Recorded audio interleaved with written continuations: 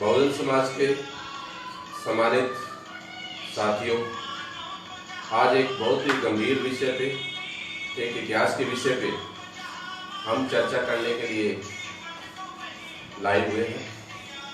मेरे से पूर्व बहुजन समाज में विभिन्न प्रतिभूतियों ने अपनी बातें रखी। अयोध्या के मसले पे कुछ बातें हमारे सामने आज करंट विषय है और इस विषय पे आज ये चर्चा अति आवश्यक हो गई। मैं कुछ आसान शब्दों में आपसे ये चर्चा करूंगा और देश के शासकों के साथ भी दो हाथ करने के लिए समाज को प्रेरित करने की कोशिश करूंगा। साथियों, आज से 2500 वर्ष पूर्व साकेत, जो आज का अयोध्या है, इसका नाम साकेत था। सम्राट अशोक के 10वीं पीढ़ी के परपोते भरतदत्त मौर्य राज करते थे। मौर्य वंश का राज था। ये देश इराक और ईरान, अफगानिस्तान, म्यांमार, नेपाल, बांग्लादेश और आज का पाकिस्तान, इतना वृहद भाग था। चक्रवर्ती सम्राट अशोक का नाम पूरी दुनिया में जाना जाता है। आज से 2500 साल पहले विजयदशमी के दिन एक प्रतिक्रांति हुई। उस प्रतिक्रांति की तैयारी काफी पहले शुरू कर दी थी। एक क्षत्रिय किस्म का विदेशी आर्य ब्राह्मण पतंजलि इस देश में अपने साथियों के साथ आया। उन्होंने पतंजलि और उसके आक्रमणकारी लोगों ने हमारे जितने भी शासक लोग थे उनके साथ षड्यंत्र पूर्वक राजपाट अपने कब्जे में करने की कोशिश की। उसी लड़ी में विजयदशमी के दिन पूर्व पतंजलि ने अपनी बेटी का विवाह भरत मौर्य के साथ किया। भरत मौर्य की शादी गंधर्व विवाह के बाद पतंजलि का एक बेटा पुष्यमित्र शुंग इस देश में प्रतिक्रांति के लिए उत्तरदायी है।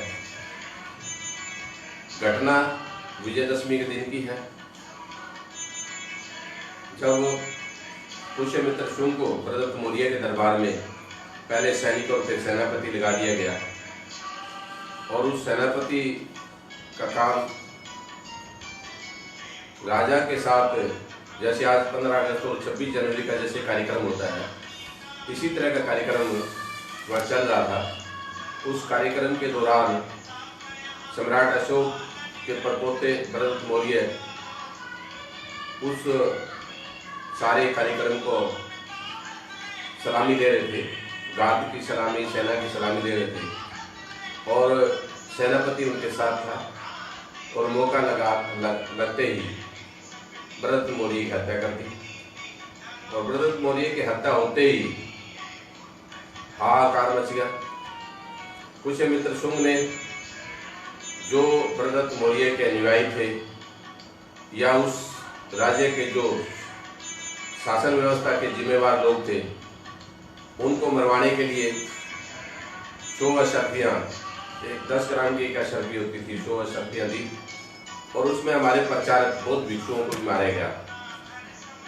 और जो गद्दार किस्म के लोग थे, जो आज भी हैं, उन्होंने 100 अशर्फी के लालच में अपने ही लोगों की गर्दन काट के और अयोध्या में ले जाके पुष्यमित्र सिंह के दरबार में ले जाते थे और पुष्यमित्र सिंह उसको एक बड़े से पत्थर पे अपने चेलों के द्वारा उसके सिर को कुचलकर और साकेत में जो घाघरा नदी बहती थी उस नदी में फिकवा देता था। और उस नदी में इतने लाखों सिर कत्ल करके फेंक दिए गए। उस नदी का नाम अपभ्रंश हो गए सरयुक्त नदी, सरयू नदी के नाम से पड़ गया। एक बहुत बड़ी ऐतिहासिक ये रक्त रंजित इतिहास अयोध्या का है।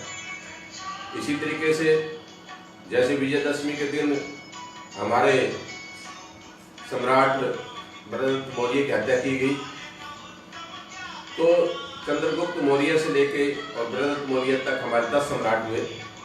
तो 10 सम्राट का दशहरे के दिन 10 को हरा के 10 सम्राट को हरा के दशहरा मनाया गया। विजयदशमी के त्यौहार को दशहरा का नाम दिया गया। और इस तरीके से एक क्रांति जो हमारी थी वो प्रति क्रांति के रूप में फैल गई। चंद्रगुप्त मौर्य के वंश का राज, मौर्य वंश का राज खत्म करके पुष्यमित्र शुंग का राज शुरू किया गया। और यही पुष्यमित्र शुंग बाद में आपको हर शहर में चौराहे पे एक स्टैचू लगी आपको मिलेगी, जिसके हाथ में कुल्हाड़ा दिया हुआ है, एक ऐसी स्टैचू का जिसका नाम परशुराम है। पुष्यमित्र शुंग ही परशुराम है और परशुराम ही आज का राम है। अगर आज का राम परशुराम है तो रावण कौन है? तो अब ऐतिहासिक तथ्य पे अगर हम खोजबीन करते हैं, इतिहास को पढ़ते हैं, तो इतिहास में और कहीं आपको नाम नहीं मिलेगा। बरदत्त मौर्य ही उस वक्त का रावण है। अगर बरदत्त मौर्य ही रावण है तो अब लंबी लड़ाई जो 1992 6 दिसंबर 1992 से 6 दिसंबर 1992 से लेके जो बाबरी मस्जिद का विध्वंस किया गया और हिंदू राष्ट्र के निर्माता या हिंदू राष्ट्र की कल्पना करने वाले शक्तियों ने एक भद्दा प्रदर्शन करके एक बहुत बड़ा षड्यंत्र रचा। वो 1992 से जिस कहानी का आगाज हुआ था, तो उसको अगर आज के संदर्भ में देखें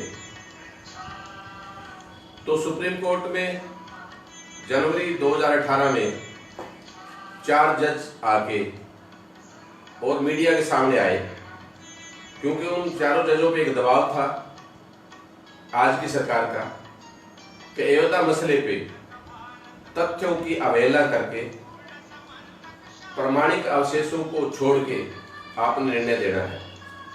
तो उसके लिए वो 4 जज आए थे 13 जनवरी को। उन्होंने देश को कहा कि इस देश में सब कुछ न्यायपालिका न्याय व्यवस्था में ठीक ठाक नहीं चल रहा, और उसी के में से एक जज जो था गोगोई, जस्टिस गोगोई, उसने अपनी बेंच के द्वारा ये निर्णय दिया और ये कहा कि इसमें प्रमाणिक दस्तावेजों की या प्रमाणिक अवशेषों की जरूरत नहीं है, ये भावनाओं के ऊपर निर्णय दिया जाता है। पूरी दुनिया के अंदर ऐसा कहीं आपको इतिहास नहीं मिलेगा, ऐसा प्रमाण नहीं मिलेगा विधिवेताओं द्वारा कि कोई किसी की भावनाओं के, किसी वर्ग की भावनाओं के अनुसार कोई निर्णय दिया जाता हो। कोर्ट न्यायालय का काम केवल दस्तावेजों को और प्रमाणिक अवशेषों को देख के निर्णय देना होता है, और उसके निर्णय देने के तुरंत बाद जब वो रिटायरमेंट से कुछ समय पहले ये निर्णय दिया, और रिटायरमेंट के बाद जस्टिस गोगोई को राज्यसभा का मेंबर, राज्यसभा में चुन लिया गया, नॉमिनेट किया गया। ऐसे वैसे तो बड़ी सम्मानित पोस्ट है संविधान में, जस्टिस ऐसे जस्टिस के खिलाफ उस संवैधानिक परंपराओं के बाहर जाकर मुझे अपनी बात कहनी पड़ती है कि ऐसे व्यक्ति के खिलाफ जो अपने पद की गरिमा को तार तार करके और भावनाओं के आधार पे एक समाज के प्रति वफादारी दिखाते हुए और शासकों के प्रति वफादारी दिखाते हुए निर्णय दिया, ऐसे व्यक्ति के खिलाफ महाअभियोग चलाना चाहिए। मैं आज मांग करूंगा कि विपक्षी दलों को, बेशक इनके पास बहुमत नहीं है, विपक्षी पार्टियों के सभी लोगों को जस्टिस गोगोई के खिलाफ महाअभियोग की कार्रवाई के लिए प्रस्ताव लोकसभा में और राज्यसभा में देना चाहिए। एक बात। दूसरी बात, ये जो निर्णय आया है इसमें ये चीज बिल्कुल प्रमाणित होगी कि साकेत अयोध्या की जो खुदाई के समय के साकेत के अंदर भरत मौर्य की हत्या की गई थी और उस वक्त उसको तहस नहस करके अवशेषों को नीचे दबा दिया गया था। अब राम मंदिर के नाम से जो खुदाई हो रही है, उसको जो है बुलडोजर से उसको समतल किया जा रहा है, उसके अंदर उस वक्त की भगवान बुद्ध की मूर्तियां या उस वक्त की हमारे जो भव्य इमारतें थी, अवशेष थे, राष्ट्रीय स्मारक हमारा जो था आर्कोलॉजी ऑफ इंडिया या विश्व धरोहर जिसकी है यूनेस्को, वो सब के सब लोग इसमें जिम्मेवार, उनको इसमें हस्तक्षेप करना चाहिए। आर्कोलॉजी डिपार्टमेंट ऑफ इंडिया की ये ड्यूटी बनती है।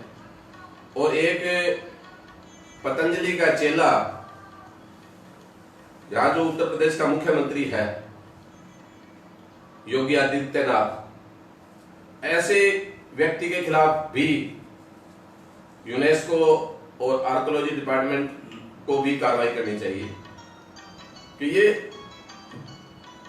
सारे ऐतिहासिक दस्तावेजों को मिटाया जा रहा है और इसके लिए विधिवत उनके खिलाफ आपराधिक मुकदमा ऐसे लोगों के खिलाफ दर्ज करना चाहिए। लेकिन मैं जिस विषय पे आज बात रखना चाहता हूं कि सम्राट रावण की हत्या के प्रमाणिक अवशेष अब यहाँ मिल रहे हैं, निकल रहे हैं। तो ये अब तक हमें समझ नहीं आता था, या जो अम्बेडकरवादी लोग उनको तो पता था, आम लोगों को पता नहीं था कि रावण कहाँ है। अब ये साफ साफ नजर आ रहा है कि जिस तरीके से भरत मौर्य को मारा गया धोखा देके, इन्होंने जब कभी हमारे बड़े से बड़े योद्धा को मारा, सबसे पहले उसको मारने के लिए अपनी बेटी का उससे विवाह किया, चाहे वो बाबा साहब है, चाहे वो दूसरे हमारे महापुरुष हैं।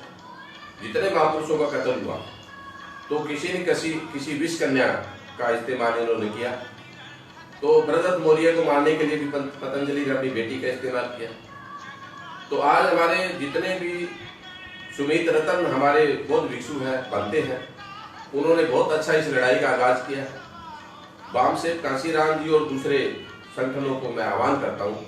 मैं बामसेब कांशीराम जी का कार्यकर्ता होने के नाते मैं उनकी लड़ाई में उनके साथ हूँ, और उनकी नहीं, हमारे राष्ट्र की, पूरे राष्ट्र की ये लड़ाई है कि हमारे राष्ट्र की नहीं, पूरे विश्व की एक लड़ाई है कि ऐतिहासिक अवशेषों को मिटाया जा रहा है, क्रैशर में डाल के उन अवशेषों को मिटाया जा रहा है। उसको तुरंत इस पे रोक लगाए।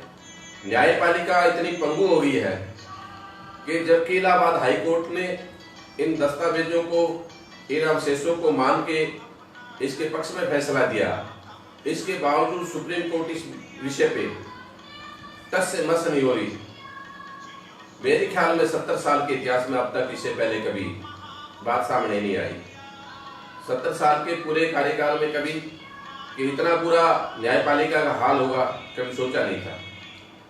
तो मेरा आप सभी साथियों से अनुरोध है कि आप जितने भी यूएनओ के एम्बेसी यहाँ हैं, बौद्ध राष्ट्र जितने हैं, उन सभी बौद्ध राष्ट्रों में सभी में आप जो है अपना जो एक ज्ञापन जो बनाया है, ज्ञापन पत्र, आप उनको भी एम्बेसियों की बात भेजें कि इस देश में जिस विचारधारा की सरकार, मोदी और उनके चेलों की जो सरकार है, वो एक बहुत बड़ा अन्याय कर रही है, एक विश्व धरोहर को मिटाने पे आमदा है, तुली हुई है। उसके लिए हमें सभी साथियों को जैसे भी आप कर सकते हैं, अपना अपना वीडियो बना के सोशल मीडिया पे, फेसबुक पे, यूट्यूब चैनल के द्वारा ज़्यादा से ज़्यादा इसका लाइक दें, ज़्यादा से ज़्यादा इसको सब्सक्राइब करें, लोगों के बीच में ज़्यादा से ज़्यादा ये चीज़ आप भेजें। और जितने भी संगठन हैं, मैं सभी संगठनों से अपील करूँगा कि आप अपने विचार इस विषय में रखें। खासकर विपक्षी पार्टियां वो इस मामले में साइलेंट है, क्योंकि विपक्षी पार्टियों में जो लोग हैं वो उन्हीं की विचारधारा के लोग हैं, चाहे वो कांग्रेस के लोग हैं या सतीश मिश्रा जैसे लोग हैं, वो सभी के सभी ब्राह्मणवादी विचारधारा से जुड़े हुए लोग हैं। अम्बेडकरवादी या धर्म के मानने वाले लोग, उन लोगों से मैं अपील करूंगा कि हमारे जो बौद्ध भिक्षु या महात्मा बुद्ध के अनुयायी जो लोग आगे लड़के इस लड़ाई को लड़ रहे हैं, उनको हर किस्म की हमें सहायता हमें देनी चाहिए।